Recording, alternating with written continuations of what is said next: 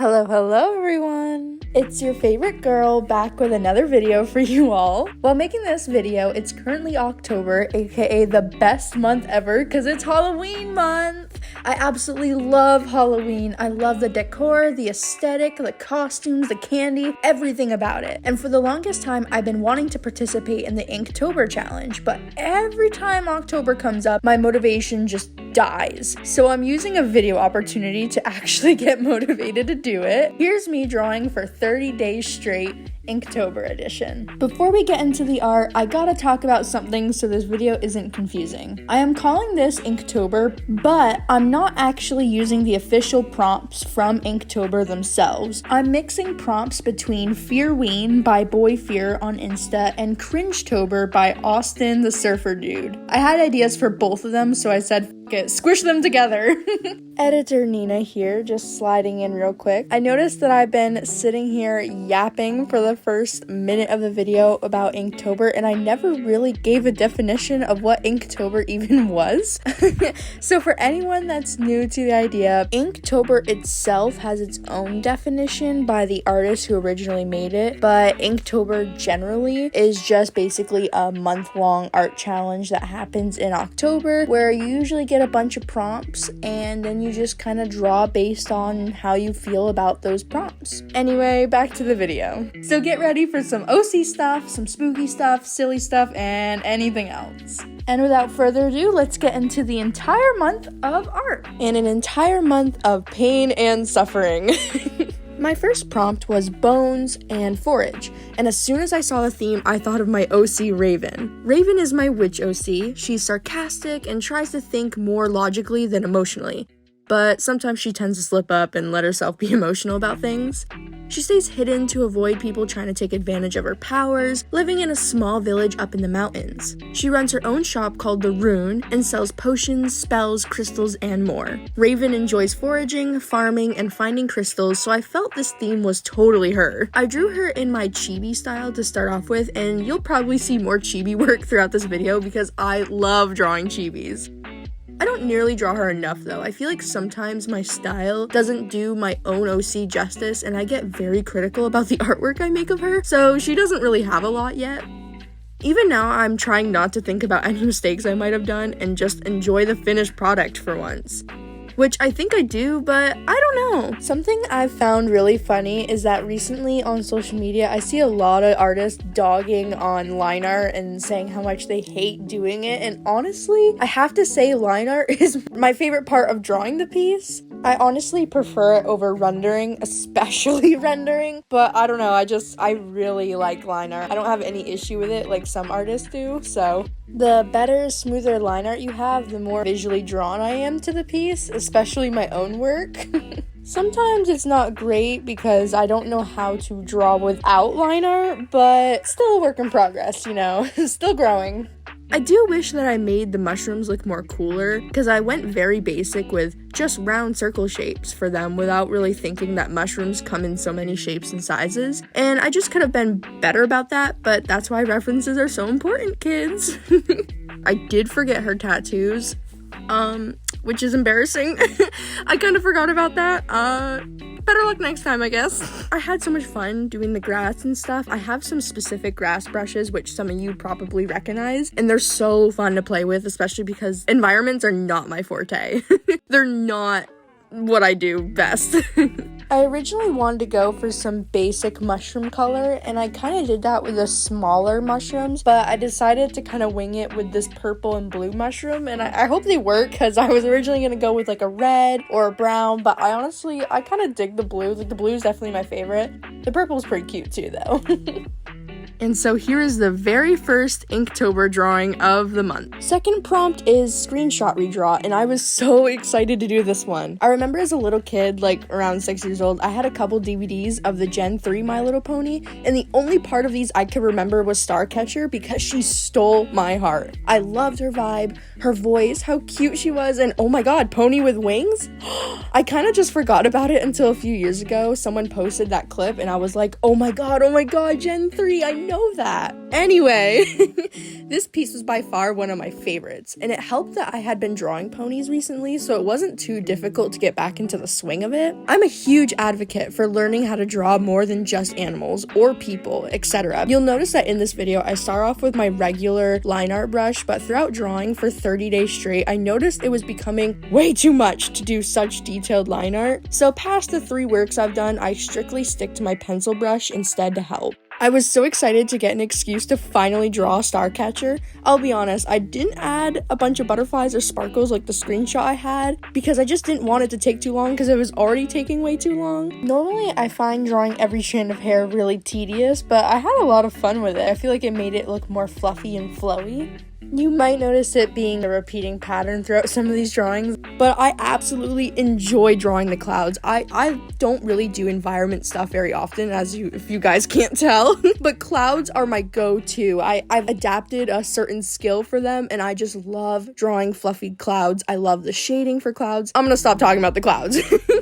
But I did add my own twist to Starcatcher, as you can see with the little hooves and the wing details, you know, the colors that kind of fade off and stuff. I did add my own little touch there, but I just loved how it came out. I love them both so much, and Gen 3, you still have my heart. Still have my heart.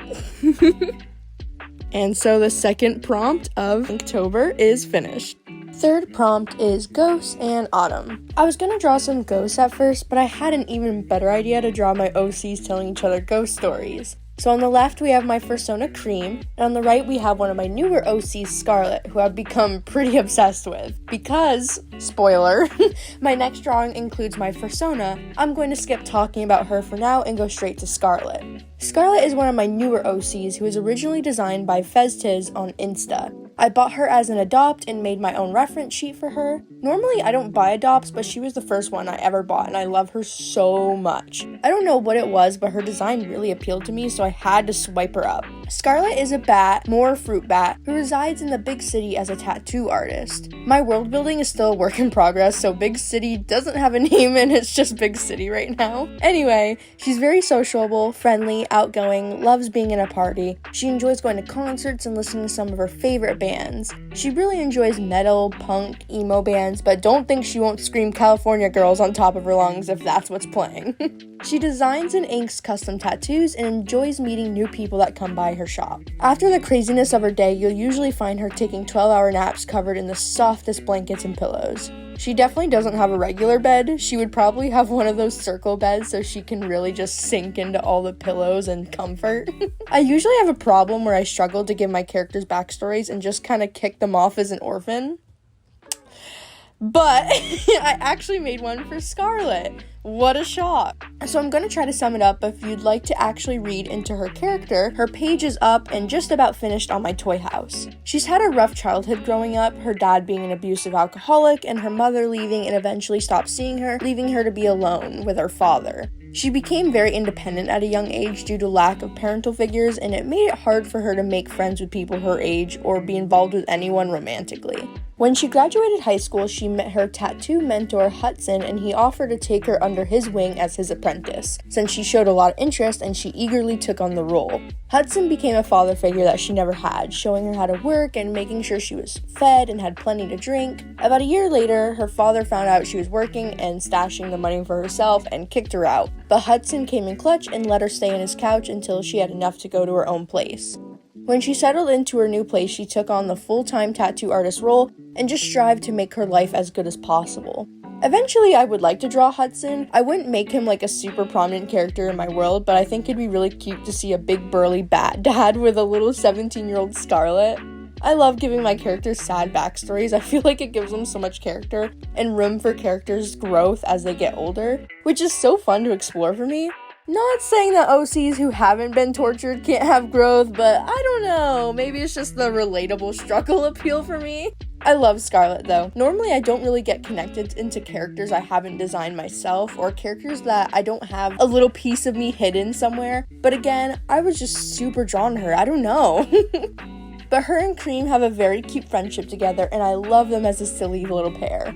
This drawing was when I decided that I can no longer use my regular line art brush because this took so long. Granted, my OCs are not simple by designs at any means, but it was a lot more time consuming. I think this was one of my longest pieces, to be honest.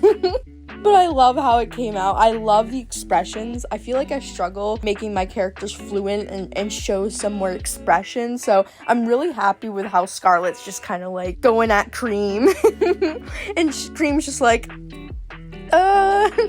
don't tell me about ghosts. I'm a little scared. But I think they're so cute. I really love, I need to draw more of my OCs just interacting with each other because I'm so into it. The urge to fully shade this piece was so hard. Oh my god. Like normally when I draw a piece like this, I fully render it, shade it, hair shine, everything, but I couldn't do that for this challenge. I mean, I could have, but then we'd be here all day. So no, I couldn't have, and it was so hard to keep up with. I did kind of give in and give a little squishy bean shine on Scarlett's paws. So here's the third prompt finish, and I think that they're so cute. I love it. Day 4 is Fursona drawing. Now, I don't really consider myself a furry per se, but I'm pretty active when it comes to the art side of the fandom for sure, and there's no exception when it comes to my girl Cream. Cream is my baby of all time.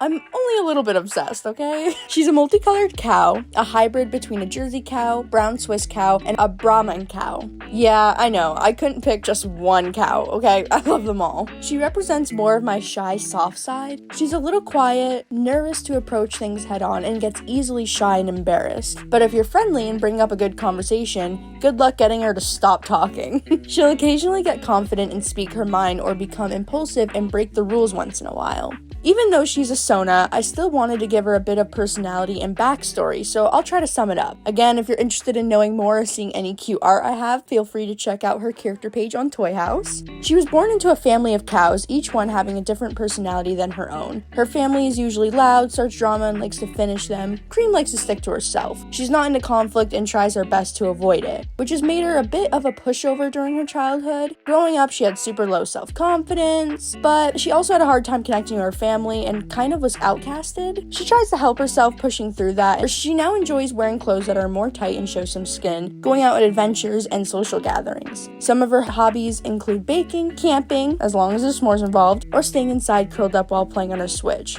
She's just my sweet baby, guys. I challenge everyone to make a Fursona, but if you want extra points, you can make specifically a cow Sona. I love seeing cow Sonas. Ugh, I love them so much. And here's my sweet baby all finished. I always love drawing my Fursona, so this was fun anyway. Day 5 was clown and emotion. I was very excited to do this prompt because I don't think I've ever drawn a clown before, which is honestly just criminal. I did some research for inspiration on Pinterest and I was definitely inspired. It took me some time to get the body how I wanted, and you'll see later on me redoing the hand a few times. I'm definitely one of those girls that enjoys drawing everyone in a 3/4 view, but I'm trying to force myself to get out of that habit here. Originally for the hair, I wanted to give her some afro puffs on each side for her head, but I went for a more twisty, wavy pigtail look. Not sure why, but I just let my hand do all the talking. I really enjoyed making her look so cute. I know a lot of people have a fear of clowns, and maybe if a clown was supposed to be purposely gross and scary looking, I might be too, but clowns don't really bother me at all. I think the aesthetic is really cute. Something I've noticed about my own art journey is that for the longest time, like almost every artist ever, I absolutely hated drawing hands, and I couldn't do it without good reference or something else to help me. But over time with that help, I've noticed I've eventually kind of figured out how the fingers are supposed to bend and look and where the knuckles would be, and I haven't really needed to use much reference. Though for this piece, I really struggled figuring out what I wanted, and it's not perfect by any means, but I'm pretty proud of myself that I've started to learn how to draw something that most of us can't, and it's a bit easier for me. Don't get me started on feet though, oh my god. For this clown's colors, I kind of just did it on a whim. I wasn't sure what I wanted to go for, so I kind of based the clothes and hair off of what their makeup looked like, and I really like it. Something that I should mention that you'll probably notice in this video is that some of the canvas sizes are different, so not all of them are long and rectangular. Some of them are more square, and that's just because I felt like some of the pieces weren't fit for the longer look. I felt like they needed something more wider. The hair is probably my favorite from this color palette. I like the subtle blend of purple. And then the balloons, I did a different color palette so it wasn't too much blue and pink. Maybe in the future I should go with more detail, but I love how pretty it turned out. I love the whole color palette for this piece. And here we have day 5 with our cutest clown girl in the world. Day 6 is Tsundere, and this one was rough for me personally. I looked up some popular tsunderes because it's been a long time since I've actually sat down and watched anime, and Taiga from Toradora continuously popped up whenever I clicked on a link, so I decided to draw her. In case anyone needs a definition, a tsundere is a Japanese term that describes a character who starts off with a harsh personality who gradually reveals a warmer, friendlier side over time. It's been a few years since I've watched Toradora, and I do need to rewatch it again. Taiga is definitely a right fit for this definition. I don't know, for me, I'm kind of sick of the tsundere trope. Maybe if it's done right and the character is enjoyable, it would be fine, but I think it's just so widely overdone and all practically the same at that. I was originally going to draw 2 headshots of Taiga, and I honestly don't know how to feel about the one I did draw of her because I tried to mix my style with the anime style together, and I just don't think I executed it right. But instead of doing 2 Taiga drawings, I decided to make a random tsundere character of my own just for the hell of it, and that's really all I got to say about it. I know I could do a lot better, I just wasn't totally inspired by this prompt. Not every October challenge drawing needs to be a masterpiece. Sometimes there's going to be some flops. So here is day 6. Kind of wish I could go back and make this one better, but it is what it is. I swear it gets better over time, guys. Stay with me. Day 7 was Moth and Mourn, and guys, this prompt was literally for me, okay? Literally for me. I've been wanting to make a Moth OC for the longest time, and this was just my perfect opportunity. It's like life saw the absolute crap from my last prompt and hit me into inspiration overdrive. I had this photo of a moth that I found on Instagram probably over a year ago by now, and I wanted to use it as my inspiration for what this moth character would be. It's a Spanish moon moth, and they're just so incredibly beautiful. Moths are probably some of my favorite insects. Every time one gets itself stuck in my house, everyone just comes and finds me to help it bring it back outside. If it's not being obsessed with cows that I'm known for, it's moths. Obviously, this will be a curvy woman because if you haven't seen my stuff already, I'm a bit of a fan of my curvy ladies. And no, YouTube, she's not naked. I swear she will have everything covered, but I need to figure out how my anatomy is gonna look, okay? So originally, I was just going to make her pretty much a human with wings and antennas, but I did add some extra details like fluff on her feet, bottom of her neck, shoulders, and wrists. I love fluffy moths, so it felt wrong if I didn't make her fluffy at all. I also wanted to make her hair really curly and bouncy to kind of imitate a fluffy moth head. I will be cutting some of the time-lapse video here because it's just a lot of repetitive fixing line work and I want to get to the good stuff. I had a really hard time thinking of an outfit for her. I wanted to do something like Tinkerbell where they use flower petals and leaves to shape out their clothing, but I didn't have much ideas for that. So I just imagined that on hot days they would use some fluff and make it into sort of a bikini look so that everything is covered but it helps them with the heat. Her wings were so fun to draw. I was a little worried at first because I felt like it wasn't looking as good as I wanted them to, but once I used the blur tool it really tied it all together for me. I really want to make more moth characters and create a little world around them because I think that would be so much fun. But for some reason this drawing took me forever too. Like I'd work on my other days and then come back to work more on her, but eventually I finished it all up and I'm really happy with the result. I also wanted to make her skin a bit more tan because Spanish moon moths are found in the mountain pine forests of Spain, France, and Switzerland. And I think it'd be kind of cute if she had a bat girlfriend. I mean, because bats tend to hunt them, so I think it'd be kind of funny if I did like a bat girlfriend where the hunter becomes the hunted and they're like little girlfriends. I don't know. I'm just brainstorming ideas for her, okay? I'm like in the mindset of character development, but I really love her. I'm gonna need to think of a name for her soon, so if you guys have any ideas, leave it in the comment section below. And here we have the Moth Girl on day 7, finally finished. And going to day 8 is Gijinka. Gijinka? Something like that. I had to look it up because I was like, what the hell is that?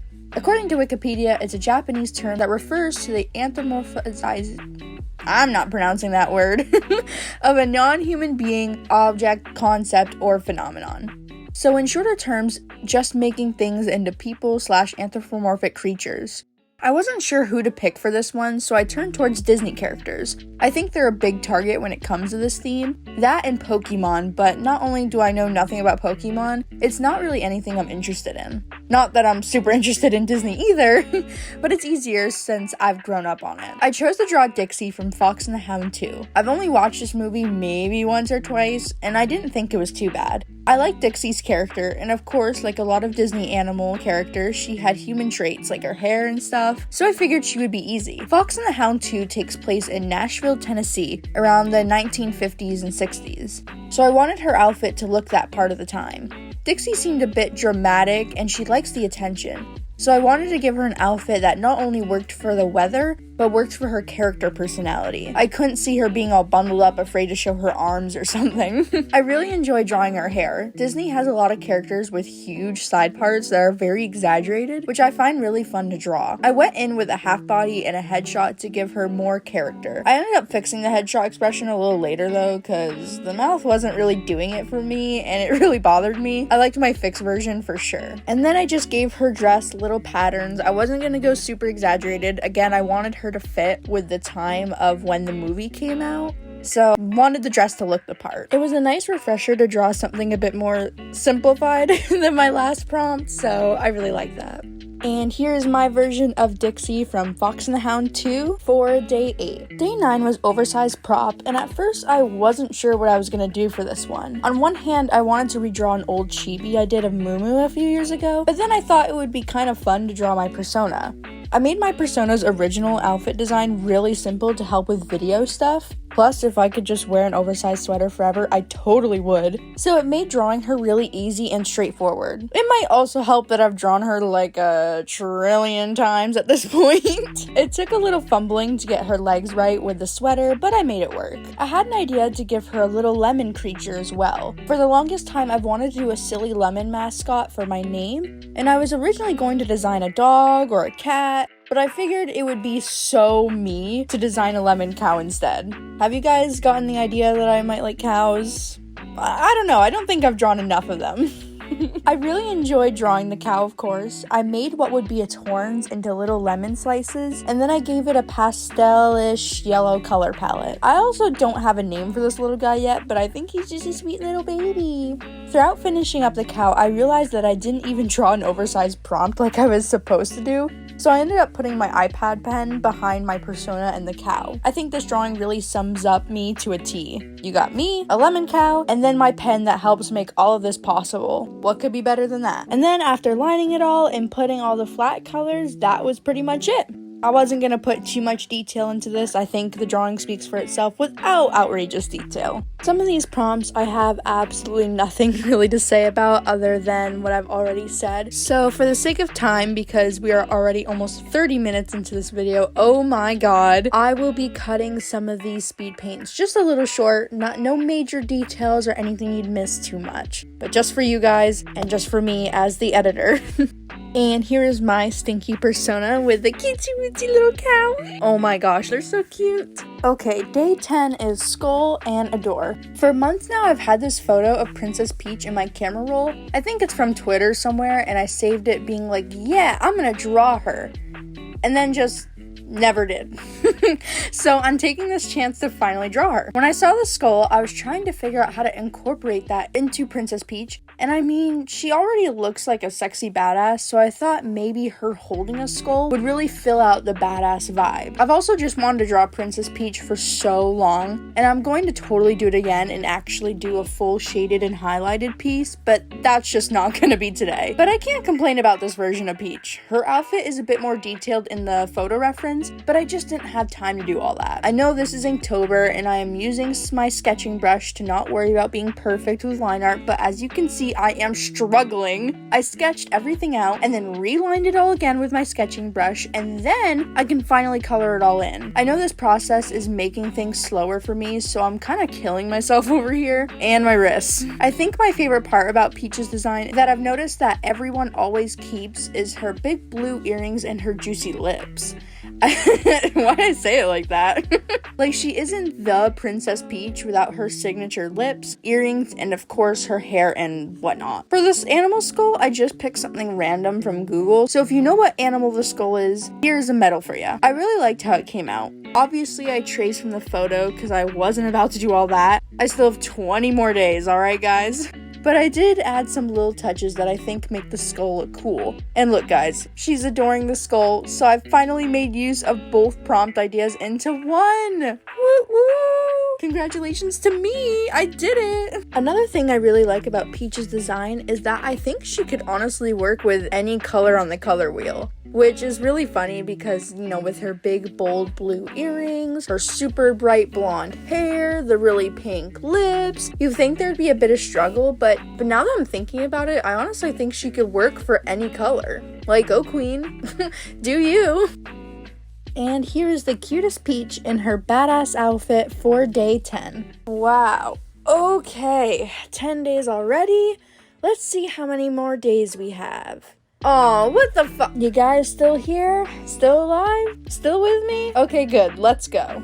So, on to day 11 with the prompt Snail and Castle. Literally, when I saw this, I thought of the game Grounded. If you guys haven't heard of it, it's a survival adventure game where you shrink into the size of a bug and are stuck in a backyard and have to live and thrive off of what's in it. You fight bugs, you explore, you make armor, you build, and a whole bunch of other stuff. It's a really fun and interesting game. It's kind of cool to get a little fantasy world imagining what it'd be like if you were as small as an ant. My boyfriend showed me this game a while ago and I got pretty hooked on it, I'm not gonna lie. Him and I would play all the time, getting chased by wolf spiders or the giant koi fish living in the pond. That thing is fucking freaky.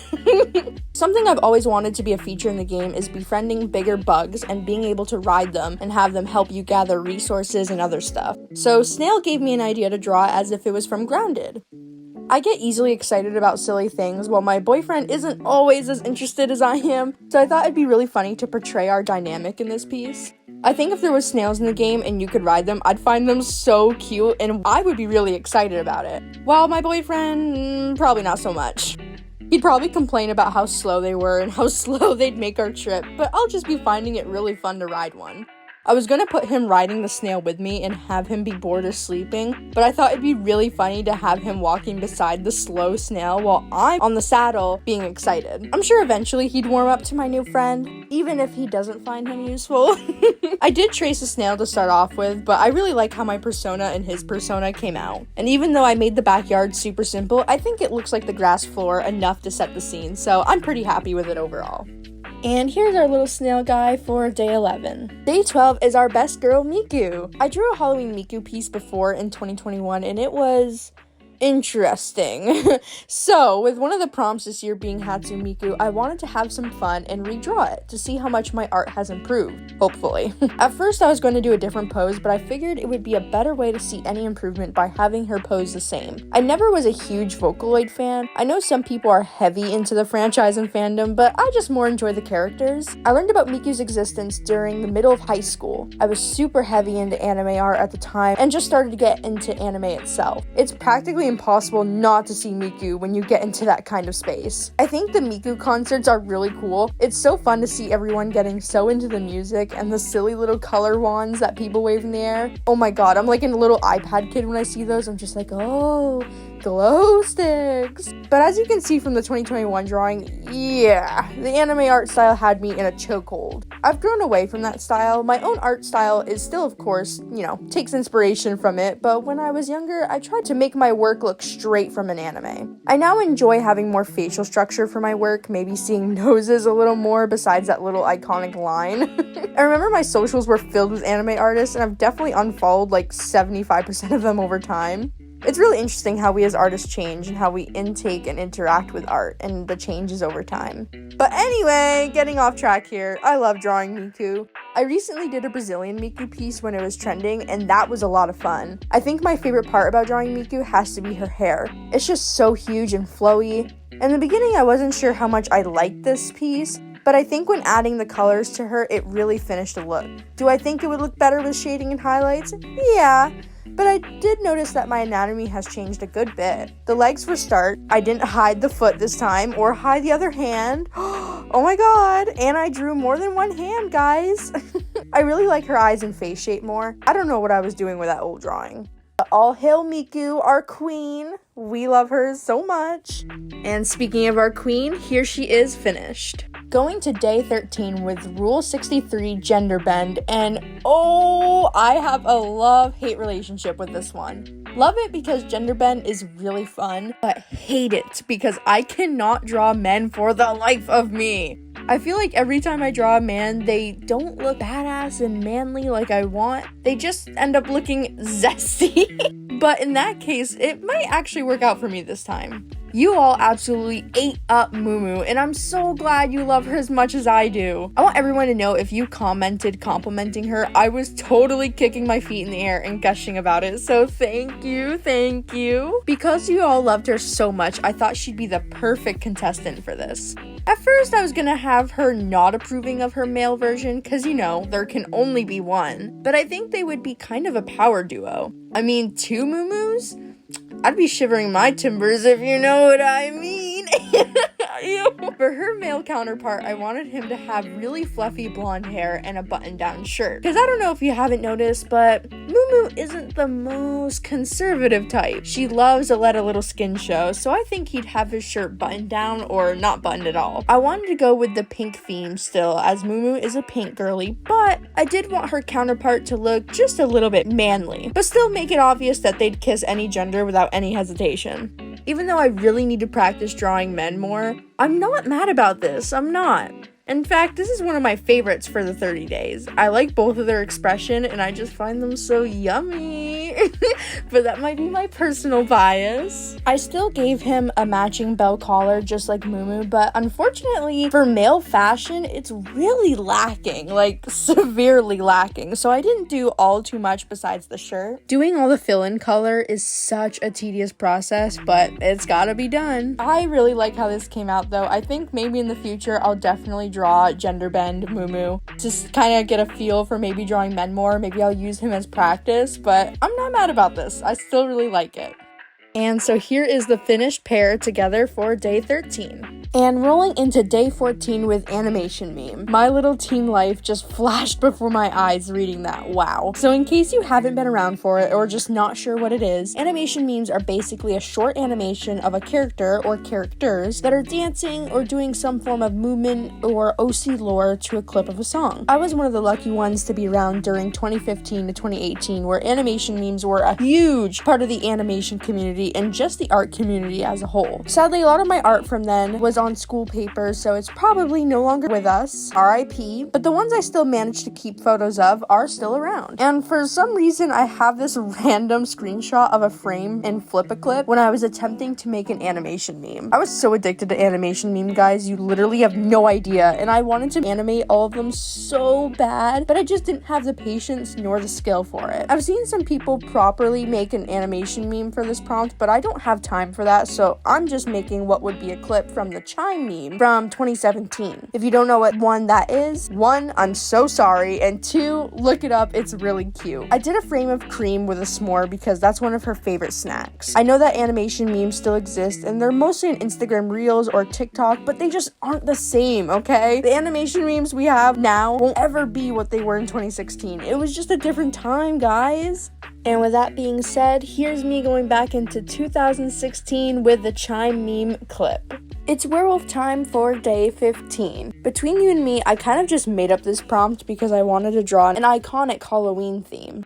I wanted to go for a different pose that I've never done before, so this was my first attempt.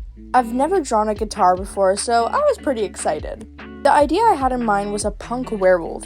You can see the beginning, I struggled with their hair. I bought these really useful curly hair brushes a while back and I like to use them, but they just don't match with my line art. I feel like they really stand out of place when they're just one color. So I tried to go in and erase and fill it in so they looked like line art, but it also just wasn't really doing it. So I just went in with some little bumps and hopefully imitated curly afro hair. Trying to draw the guitar was pretty fun though. I come from a family of musicians. My grandfather, my uncles, they all play guitar, so it was kind of nice to draw something like that. Sadly, I don't think the guitar tradition will be passed down to my cousins and I, but a lot of us are other types of artists, so maybe it did in different ways. I gave them some fishnets, big baggy pants, and some boots, on top with lots of piercings and a choker. I think giving characters tons of piercings are a guilty pleasure of mine. I hate when I'm already into coloring something and then I realize I made a mistake. You'll see here that as I was coloring, I was given criticism that the leg standing up looked a little too big compared to what her thigh would be like.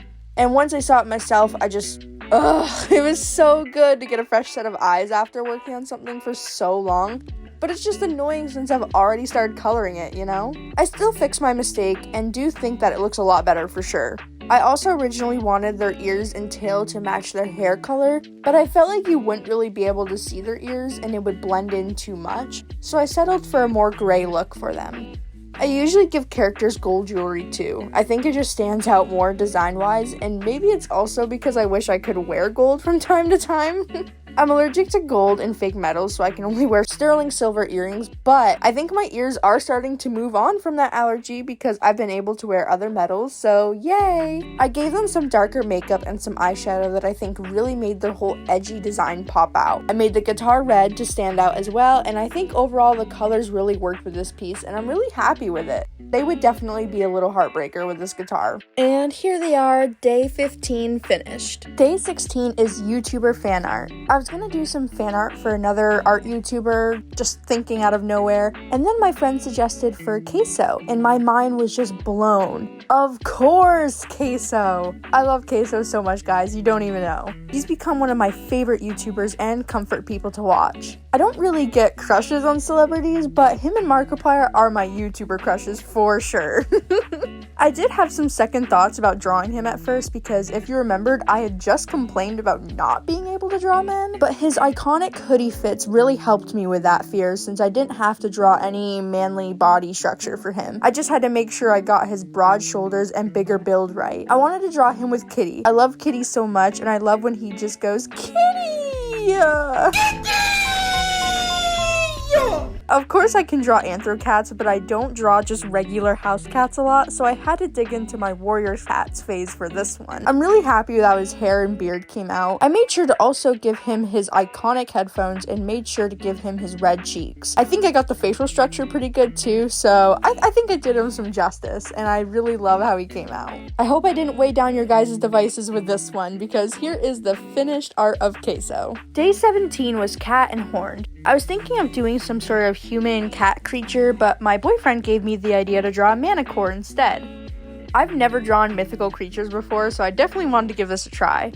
I wanted to make it fierce looking, like it was chained up and trying to break free. I also gave it horns, so made good use of both prompts. I looked up some references of a lion roaring and made sure to give it a big wild mane and wings. I decided to make my own life hell by drawing every little strand of hair for this manicore, but any less wouldn't have made this look as good. So after painstakingly doing that, I went in with some basic flat colors. I did give the mane and lion's head a little more detail to really make it look like a lion. I don't practice drawing cats enough, so I'm really happy with getting the chance to do so. This was like a really quick practice sketch for me. I didn't do a whole lot of detail as the other ones, but I still like it. I still really like how it came out. And as quick as it showed up, here is the finished product of day 17. Sliding into day 18 with Fandom AU. I feel like I always say I struggled with this or struggled with that, but this one genuinely stumped me. I know a lot of artists are huge into fandoms, but I really haven't been. When I was 12, definitely, I was joining in all sorts of communities for medias I enjoyed, but now, maybe if I feel like it, I might draw them once or twice, but I really don't get heavy into any fandoms. I'll just enjoy the content. It wasn't until I complained to a Discord server that I'm in that I had zero idea what to draw for this, and it was suggested to do the bare minimum of AUs, a coffee shop AU, which was pretty genius, to be honest. So I picked Legend of Zelda Breath of the Wild specifically. I love Legend of Zelda, and I've really enjoyed both Breath of the Wild and Tears of the Kingdom. I haven't been able to go far on Tears of the Kingdom. I know it's horrible, but when your schedule consists of working 40 hours a week, maintaining relationships, and any social life on top of content creating, it's hard to find time. Or maybe I just feel like I can't ever take a break. Who knows, I'm always on the grind. I wanted to go for a basic front view pose so that you could see their outfits and such. Zelda's was one I was constantly changing on myself. I changed the leg pose a bit, the way her arms were posed. I just couldn't find one I was comfortable with for a while. I decided to give them both cute aprons for their shop. I feel like Zelda would always be cheerful, always in uniform, and always on time, while Link is just there. I think he'd forget his work shirt, he'd maybe be a couple minutes late, and his lack of talking might scare some customers. His apron would probably be a bit messy from cooking and cleaning, not as put together as Zelda might be. He can definitely make a mean coffee though. And so here is Zelda and Link in their little coffee shop outfits. Aren't they so cute? Day 19 is alternative fashion. I love alternative fashion. I used to dress way more alternatively, with air quotes, but now I just kind of dress however I feel. I wanted to go for a more romantic goth style for this one. This style can range from a little detail to lots of details, so I wanted a good in-between. I didn't want to destroy myself over this drawing, but I wanted it to look at least a little like the style I was trying to replicate. So I did a corset-like top with a little bit of bra peeking out. I did a long skirt. I was also going to do some big shoes, but it was kind of looking a little funky, so I just stuck to a long skirt. I did some red jewelry on her corset that had some silver chains hanging down from it. I gave her some earrings as well, also matching with the red jewelry on her corset. And I thought it'd be kind of cute to have her looking into a compact mirror reapplying some lipstick. I don't know about you guys, but every time I wear lipstick, I need to reapply that all the time. So I thought it'd really fit the theme. I was going to go for some basic bangs, but my cousin gave me the idea of going for more triangle bangs, which I think really hit the mark for hair. I wanted her color palette to be a mix of blacks, reds, and grays. I really enjoyed drawing the makeup on her face. I think that also really rounded the aesthetic I was going for. A lot of times when I do drawings, I don't really add individualistic makeup for each one, so I thought this was a nice change of pace and it really rounded out the whole romantic goth look. And here's my finished romantic goth girly. I would definitely want to be her friend. Day 20. Wow, so close, but so far, huh? This prompt was puppet, and who would I be if I didn't draw the puppet from Five Nights at Freddy's? This one was probably the quickest one I've done. I just already knew what I wanted to go for with this. I didn't want to overcomplicate, especially because I don't think I've ever properly drawn the marionette before, so this will be one of my first times.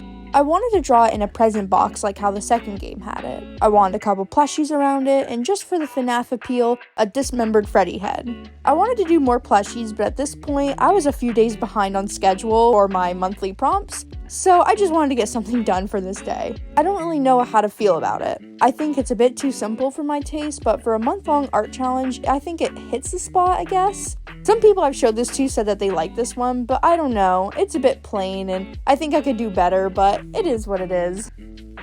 And here's day 20 with the marionette. Getting into the last 10 days with day 21, Heaven and Hell. I went with the more heaven route for this one. I wanted to draw my persona Nina. Nina is a fallen angel. I designed her as a fallen angel in 2018 to 2019, and I have kept her that way ever since, with her design tweaking a bit throughout the years of me growing. When I originally made up Nina, I was going through a bad breakup, and she was going through some interesting things with me. I don't remember what my exact storyline for her was, but there was a reason she became a fallen angel. I'm currently working on her backstory now, so the reasoning behind being a fallen angel, backstory-wise, is still being worked on, and I'm not going to be talking about it yet because I don't have much for it. But I thought it'd be kind of cool to give her two ways that her life could play out. In this case, her final form being a goddess. I wanted to draw what her final form might look like. I think she would try to rule somewhat fairly as possible, but maybe have a harsh way of handling certain things sometimes. I think her wings would be a gold white, and she would have two pairs of wings coming out near her eyes. I think it would be a show of power, you know, more wings the mighty. She would have an angelic-like outfit, lots of gold and white. Her halo would go from a regular little hoop to a full giant ring with some spikes coming out. I didn't draw it here, but her eyes and halo would definitely glow. Again, really want to flesh out this version of her more in the future. I think it would be really neat.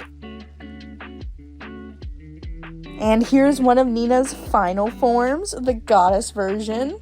We got ship dynamic for day 22, and can you take a guess who I decided to draw for that one? Any guesses at all? That's right, Moo baby! So I ended up doing 2 ship dynamics for this one. The first one I drew flirty with flustered. I could have used my own characters with Moo, but I thought it'd be a lot more fun if I got to draw some of my friends' characters instead. In case you all haven't seen my last video about Moo, she's a very outgoing bimbo girl. She's a huge flirt, she enjoys going to parties, social gatherings, having a good time overall. The first character I'm drawing with her is an OC named Lilith by Jordan or Precise Space on YouTube. From what they've told me, Lilith is a demon business lady who gets easily flustered and shy. And that's pretty much all I know. As Moo is generally a very flirty woman, I thought she'd be very perfect for the flirty part of this dynamic. She's a woman who knows what she wants, and clearly in this drawing she's interested in Lilith for some reason. Maybe she's trying to flirt her way into a business deal? Maybe she's just trying to get on Lilith's nerves? Who knows? I love drawing side profiles when they actually look good, so it was fun. I wanted to use the same poses as the ship dynamic reference drawings, so you'll notice that. I usually draw Moo more on her left side because of her big side bang, but I took the opportunity to show off more of what it might look like. I wanted Moo to keep that 3/4 side view, bending down to look straight at Lilith. A little flirty imitation tactic, if you will. I think Moo would definitely do this to get her way. She's got the goods, and she isn't afraid to use them. And of course, I couldn't pick just one ship dynamic. The second ship is flirty and innocent, although I kind of tweaked these a little bit. The next new character I am drawing is Vildarart's OC Deuce. Will just recently posted a video not too long ago talking about his redesign of them and their backstory. However, I'll give a small preview of this beefy man so you all know who I'm drawing. Deuce is a half-demon who is a himbo. What's up with Moo getting all these demons? What a little freak. And of course the himbo and bimbo dynamic. Can you see why I went with this? He's very tall, muscular, very flirty. He's a fashionable guy who enjoys having a good taste for clothes. He likes to go to parties and is just a big silly major flirt. God, these two are just so perfect for each other. Deuce is not the innocent type, but maybe if he really tries, he can pretend to pull it off for like 5 seconds. I mostly put him in that role because he's very, very tall. And guys, I drew another man. Are you proud of me? Inktober is really just having me draw more men this month than I've ever drawn in a year. Oh my god. I could see these two being the ultimate party duo. They just call each other up to raid a bunch of parties, to dance and get wasted. I think they'd be the best of besties, and sometimes maybe even kiss just for fun. I'm just kidding. Unless. I absolutely love Deuce's design, and of course they're both part of the Blonde Squad. Will, did you and I share the same brain cell when creating our characters? They're so different, but so the same. I love it. I went in and did the line art for both drawings first, and then just colored them both in after. It made sense to just color Moo, Lilith, and Deuce all at the same time, especially since I'd have to draw 2 Moo-Moos. Her spots are still a pain in the ass, as always, but I love them. I wanted Moo to be reaching out to get a piece of man Mooby, as she would. She would be so clingy. I hope these two are prepared for that. I think Moo just kind of works with everybody, and I really love these two OCs filling in for these kind of roles, so thank you guys so much for letting me draw them, and I hope I did them justice, and I really love how this came out.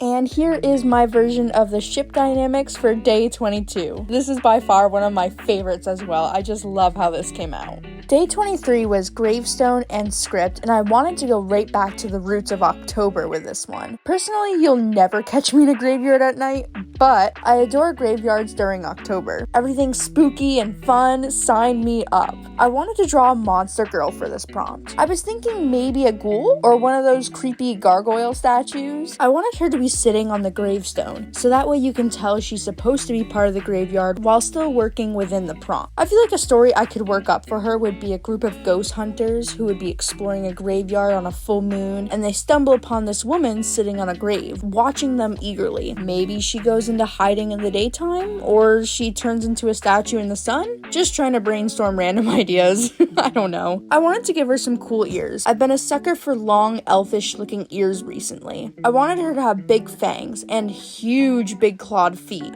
I was definitely trying to lean for more gargoyle with the feet and wings, including some little claws. I've noticed that for most women or feminine presenting characters I draw, I just give them massive nails. I just think long nails are so cutesy. I wanted her color palette to be a mix of grays for the graveyard look, but for her hair and clothes, I gave her some different colors to make her stand out a little more. I gave her a little skull keychain and fishnets because I thought that would be very cute. Though, don't question how her fishnets wouldn't be in shreds by now with those big dragon claws she has. I gave her a tattered up shirt. I feel like for someone who lives in graveyards and stalks the night, she probably wouldn't really care if she had proper clothes, or any at all for that matter, but I did give her some ripped up clothes. I also wanted her to have big yellow eyes you could see staring and following you in the dark. Maybe she'll think you're prey, maybe she's a man-eater, or maybe she just enjoys a good mouse every so often, I don't know. I really enjoy drawing this character, and the temptation to make her into an actual OC is huge right now, oh my god. I do think the pose I gave her legs is a little wonky, especially the leg that's on top of her other leg, but I can forgive it because she's a cutie ghoulie patootie. I also did a little bit of a background, nothing too much, but I thought it'd be kind of cool to do a background for once. And here is our graveyard ghoul for day 23. We have Coffin and Abandon for day 24. Coffin gave me vampire vibes for sure, so who better than to draw our girl Draculaura from Monster High? Specifically Gen 1, the best generation, of course.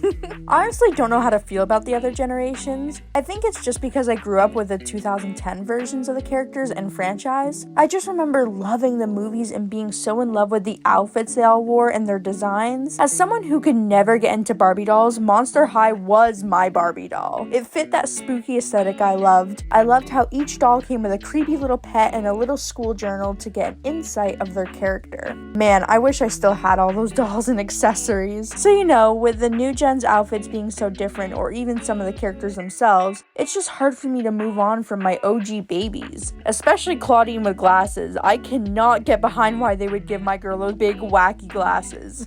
Just my opinion, guys, don't kill me, okay? You're totally valid if you like the newer gens, don't worry. Now onto the drawing. I wanted Draculaura to be coming out of the coffin for her pose. I drew her in the whole outfit before finishing off with her hands and hair. Funny enough, in 2021, I also drew Draculaura before. I want to say I improved, but I wasn't able to do any highlights or shading in this version, so I think it would have looked a lot better if I did. I also am not a fan of the color I made the coffin. I think it blends way too much with her hair, and it's hard to see where one starts and another ends. I think before I post this on any of my socials, I might go back and play with the colors of the coffin. I also wish I decorated the coffin more because knowing Draculaura, she wouldn't settle for just some random wooden box. But I was on a time crunch here, on the break of being behind again and losing feeling in my hands, so I just settled with the finished product. I still think she's pretty cute though. And here's my girl Draculaura for day 24. Day 25, we had childhood video game. Technically, my childhood video games were between the Resident Evil games and God of War, which are both still amazing, and I love Leon. But as much as they would fit the October theme, I wasn't trying to absolutely die attempting to draw any of these characters from those games. So I settled with Nintendo dogs. I remember when my sister and I first got Nintendo DSIs for Christmas, one of the first games we had gotten was Nintendo Dogs. We played it pretty religiously until someone stole my Nintendo Dog game from me. To this day, I still have never found it and have no idea where it could have even went. I remember at that point my sister got another version of Nintendo Dogs and gave me one of her older games. That was still really fun, and I actually ended up training one of my dogs to be a frisbee champion. Her and I won lots of medals together. I don't even know how I trained her, honestly. So I wanted my persona to be lying down on her stomach as if she was going to play on her DSI, when the dogs just started coming out of it. So I wanted my persona to be lying down on her stomach as if she was going to play, when the dogs just start coming out of her DSI ready to invade. I drew a golden retriever and a husky with a little frisbee in its mouth. I think this one was a pretty cute alternative choice, if you ask me. And here we have Nintendo Dogs invading for day 25. Day 26 was Demon, and when I was creating this canvas, I forgot to change the time-lapse quality, so sadly the speed paint isn't going to be good, but I'm not going to leave out a day in this challenge, so you'll just have to deal with it. I wanted to go for a simple incubus design. At this point, guys, I'm so dead from drawing every day, so I didn't want to do anything complex. But I wanted to do a different pose, so I went in with a back view pose. I think dynamic-wise, this pose is really interesting. However, I choose not to draw this pose a lot because I think you miss all the fun details from the front. Like, what if your character has a badass outfit or a really cute outfit and you don't see any of that since they're turned around, you know? Again, with the big elf ears, I can't help myself. Some of the positives with drawing back views though is I get to draw wings when the character has any. Wings are one of my guilty pleasures. Me loves them, I do. This girl could definitely be part of Hatsune Hotel. She's just made up of all different shades of red and some black and gold. Her outfit is simple. It's kind of giving one of those bodysuits or just some sort of spandex or swimsuit. I made her hair really choppy and random. I went for a shorter cut since as much as I love my long hair baddies, my short hair queens need some love too. And here is our demon woman for day 26. Spiderweb home was the theme for day 27, and I could have gone with a Spider-Verse theme for this, but I didn't really even think about that until I was finished, so, you know. But I went for a chibi of a little spider freak thing. I was stuck on an idea for this, and I originally did a headshot with this character, but I just hated how lazy it looked. Like, you can tell I was kinda over it, sitting staring at my iPad screen for hours thinking of ideas, and just went the easy route. But after exploring Pinterest, I found this spider pose and I got inspired to do a little creature. Originally, it was going to be a girl, as usual for me, but I changed it up and made it more of a non-binary character. I think for a spider creature, it might be hard to tell their gender, so that's kind of what I went for. For these 30 days, I've been trying to pull out drawing different characters and making up characters as I go. I think it makes this challenge a lot more fun when you don't always draw something you're familiar with. I gave this spider little fangs and 6 pairs of eyes. Pattern is really simple. Either way, I'm alright with this result. And here's the little spider dude for day 27. Day 28 is Tumblr Sexywoman, and if you have no idea what this is, don't worry, neither did I. I've never touched Tumblr, and I don't think I ever will. I've just never been interested in getting it. I had to literally look up the words Tumblr Sexywoman because I was just lost. I got a list of things, however, one that stood out to me was the queen herself, Jessica Rabbit. I shouldn't have to explain to anyone who Jessica Rabbit is because she's an icon, and if you don't know her, learn. She's the definition of serving cunt. I mean, come on. Confident, sexy redheads? Let's go! I was actually scared that I wasn't going to do her justice with this piece, but once I started working on it more, I was really enjoying it. Her eyebrows and long eyelids were definitely throwing me off at first, but once colors got slapped onto it, I knew I was cooking. I was just gonna do a half body pose, but the canvas felt really empty to me, so I decided to add in a headshot for fun, and I think it really filled it out. I don't regret that decision, because she looks so good. I really enjoyed drawing her. This was definitely really fun for me.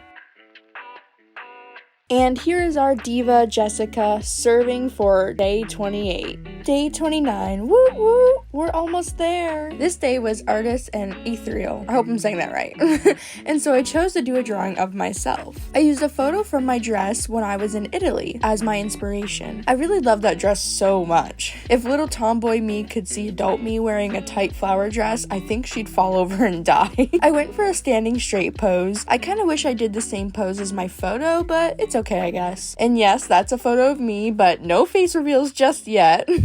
After getting somewhat of my body shape down, I went in with my dress. I think anyone who can just start drawing clothes on their characters without drawing their body first is superhuman. My persona and myself are similar in terms of hair and skin color, so it wasn't the biggest challenge. Of course, I did that on purpose because I wanted my persona to be another version of me. I was scared to start adding patterns in for the dress because the original dress had a lot of complex flower designs, so I did some round blobs and added 2 different pinks to hopefully mimic flowers without anything too crazy. I made sure my hair was a bit more straight as I have naturally straight straight hair. My jewelry, I cannot go anywhere without at least 2 necklaces. Only wearing one makes me feel naked for some reason. I love also wearing my earrings, rings, bracelets, though my hair usually covers my ears and I didn't feel like drawing my rings in that day. I'm pretty happy with how this came out. I haven't done any sort of self-drawing since August 2023, so over a year ago now. Low-key, that one scares me. I don't know why I made my eyes and nose look like that. Good on me for trying something different, but ooh. This makes me really miss my time in Italy. As much as a pain in the butt half the trip was, which don't worry, I'll be doing a video on that later, I really enjoyed getting out there and being immersed with new cultures, history, delicious Italian food. Okay, enough of me already having nostalgia for it. I think this one came out good for being an Inktober doodle. And so here is myself for day 29. And the last final day of Inktober, y'all. Let's give a big welcome to day 30, Halloween. By the time this video gets out, we'll be a little past Halloween, but who cares? I wanted to embody the Halloween spirit with this one and draw my characters in costumes. At first, I wanted to be bold and put every single character I owned into this because I didn't even get to draw half of them in this challenge. I'm not somebody who has 100 OCs, but I definitely have more than 4, so I wanted to be ambitious. However, looking at what little time I had left, I decided to just put some of my main babies in. So of course you have my persona in the middle. She is the all-goddess, and just me, duh. Mumu is on Nina's right, and Cream is on her left. For Nina, I thought it'd be really silly if I drew her in a devil costume, with her, being an angel and all.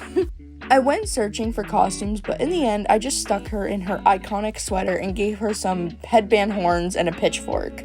For Mumu, I thought it'd be really cute to put her in a cowgirl outfit. I thought it would just be so iconic for her character, the cowgirl dressed up as a cowgirl. And let me tell you, she pulls this off. I think I'll have to take time to draw a proper piece with her in a southern cowgirl outfit. I gave her a big hat, a bell collar of course, she can't be without one, a flannel shirt that she tied up, a jean skirt with a belt to hold it up. I had her latched to Nina's arm ready to pose. I wasn't sure what to do for Cream's costume. I wanted it to be something silly like the other two, but putting Cream in a cow outfit felt really on the nose. I mean, so is Mumu's outfit, but at least it had some difference. Cream is already a full cow. So I went more based off of her personality, and I could see her dressing up as a flower. Soft, pretty, smell nice. Yeah, very much Cream. I found some inspiration for cute little flower hats. Though if they went out on a usual cold, windy Halloween night, I think that hat would just blow away.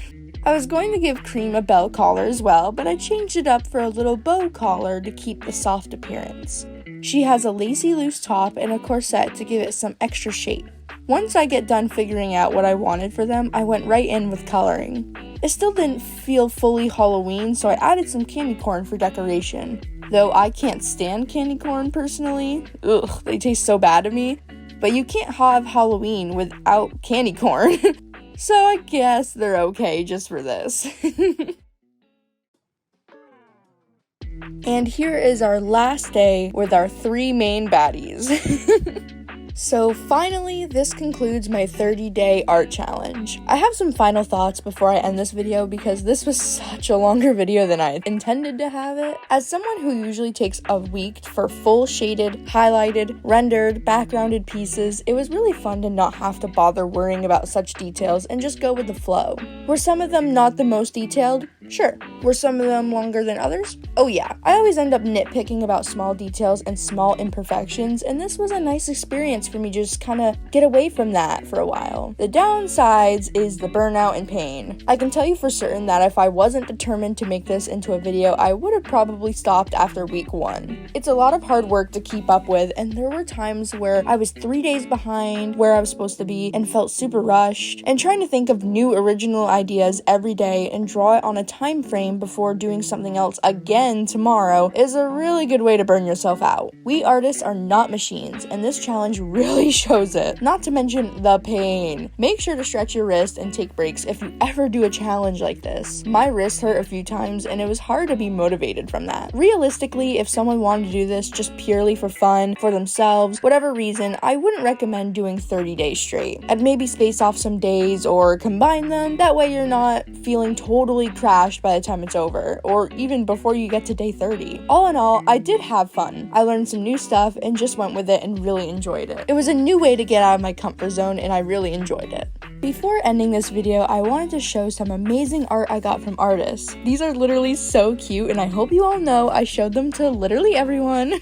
Seriously, thank you for taking the time out of your day to draw my babies. And thank you guys for blowing up my channel the last month. Oh my god. I'm so glad you all enjoy my stuff. Stick around to see more, and if you'd like to draw any of my characters, please do. And I'd love to see them, so tag me on my socials or even leave a comment for me to find it. I hope you enjoyed this video. If you stayed and watched the entire thing, thank you. Oh my god. You're insane, but I love you. And I love you all so much, and I'll see you in the next one. Bye bye.